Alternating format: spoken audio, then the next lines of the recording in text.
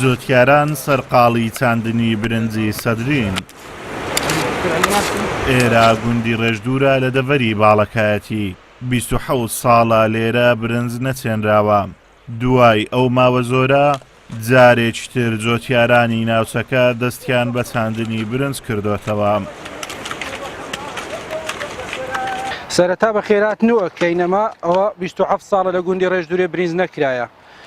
ئەمە هەو ساڵەکە دەستم بە برنج چەقانەوەی کردیە. برنجی سەدرێ چەقینین 6 مانجی ئەمە ئێستا ئەوە مانجی 5 برنجە چەقینین ئەیدرۆی ئەڕوا لە مانجی دا 10 تقریبا ناوەڕاستی مانجیدا ئەیدروینەوە. ئێرانە 27 ساڵە برنجی لێ نەکرایە، بەڵام برنجی لێ ئەکرا برنجێکی باشی دەینە، هەموو برنجێکی دەرەجە یەک بوو.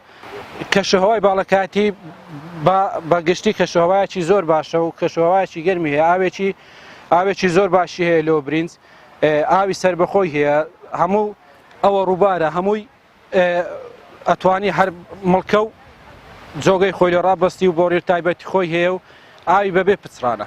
ئەو برنجێکە لە بازاڕێکن فەردێ بە مام محەممەد سۆفی بەدەم چاندنی برنجی سەدریەوە قسەمان بۆ دەکات و دەڵێ ئەم برنجەی لە بازار دەکرێنی شاستەی زۆرە، بەڵام برنجی خۆماڵی تامی تایبەتی هەیە.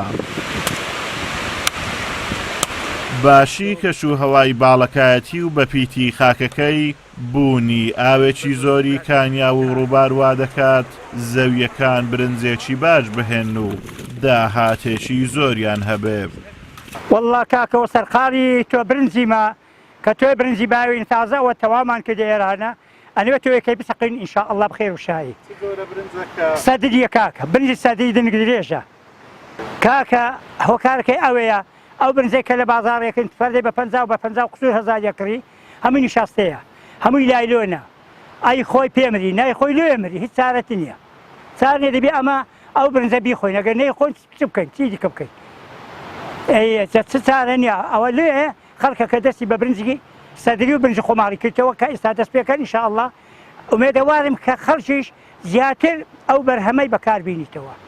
ئومێدەوارم حکومەت یارمەتیمان بدات بیرمان لێ بدا یانە ئامان لەو لە ڕووباری نەقل کات بە مەشروع ئەو خەڵکە زیاتر ئیشەکەی بە ئیشی برنجی بکاتن. بەو خۆی هەتا ئێستانەکە ئەو کاریمەی نەکردیە.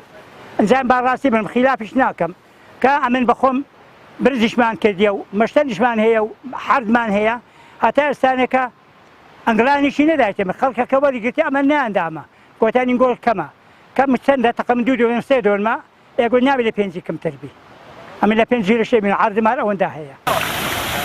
نەبوونی پلانێکی تۆکمە لەلایەن حکوومەتی هەرێمی کوردستانەوە بۆ بەرەو پێشبردننی کەرتی کوشت و کاڵی وای کردووە هاوڵاتیان بەردەوام بۆ خواردەمەنیەکان پێویستیان بەدەرەوە هەبێ لە کاتێکا کوردستان زەویەکی بەپیت و ئاوێکی زۆری هەیە بۆ ئەوەی ببێتە خاوەنی بەرهەمی ناوەخۆ.